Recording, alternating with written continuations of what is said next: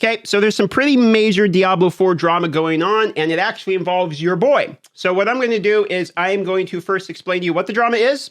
I'm going to explain to you how I'm involved in the drama. Then I'm going to explain to you Blizzard's response, because they do have a response to this drama. Then I will address it and explain my response to the drama. So let's get you informed on what's going on at minimum for entertainment value. So various streamers got early access to Diablo 4. Confirmed on Rax's stream, Blizz gave early access, etc. He got to level 59, yada, yada, yada. People were saying there's an NDA that will be lifted on the 30th. And if you scroll down enough, there's going to be people getting mad about the fact that some people got in early. This wasn't really as big of a deal until they announced something else, which was the race to level 100 hardcore. You see, they actually just announced an actual prize for being able to hit level 100 on hardcore as one of the first 1,000 people to do it. They're going to have a big statue they're going to build. That big statue is going to have all the names of the people that hit level 100 hardcore on it first. They're going to put that on the statue, and this is a prize, a sentiment. This has happened in other games of statues. I think EVE Online was one of the ones that this happened in. Subnautica, I think they put all the founders in a statue and sunk it to the bottom of the ocean. To give you an idea, this is something some games do. It's to drive hype. It's to drive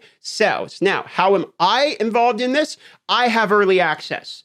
Okay, so I have an innate advantage for this race if I wanted to go for the race. Let me make it perfectly clear right now. I'm not doing hardcore. I don't give a fuck about the name on a statue. What I want is YouTube views. How I'm going to get what I want is by putting builds, tips, guides, and sharing all of the information I have available. So any of the things I got from early access, I put in the videos, I put in the written down for leveling guides.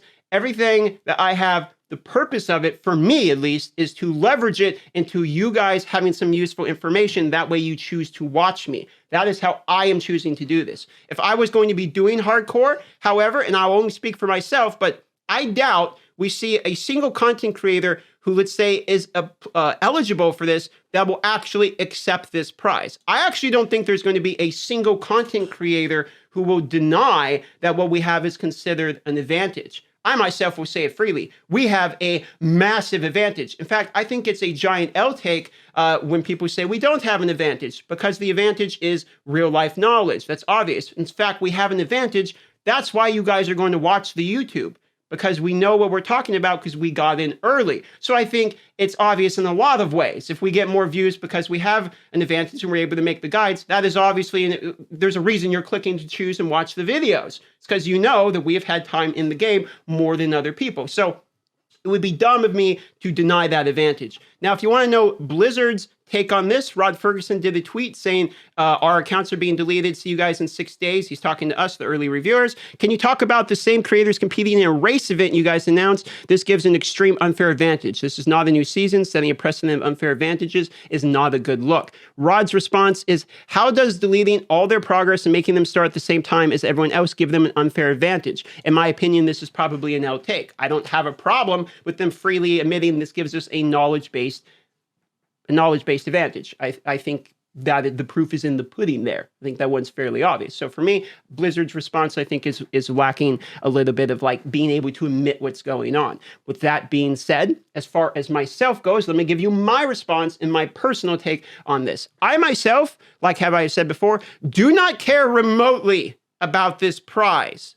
I don't, okay? I don't care if my name's on a statue. I also am not playing hardcore because I want to make videos. My primary focus is as a YouTuber, building my YouTube, and what I want is knowledge. If somebody was going to be mad who's a smaller creator, it's like, it's not fair, you got advantage to YouTube. Sure, that's a different conversation. I'll agree with you. I got an advantage, and I'm going to take it because I'm a YouTuber, and that's what I do. All right, that's how it works. It's in the business. I've been covering Diablo games for over a year at this point. They put me in because I've got like 15 million views on Diablo games. So I've earned my spot in there as far as the early access goes, all right?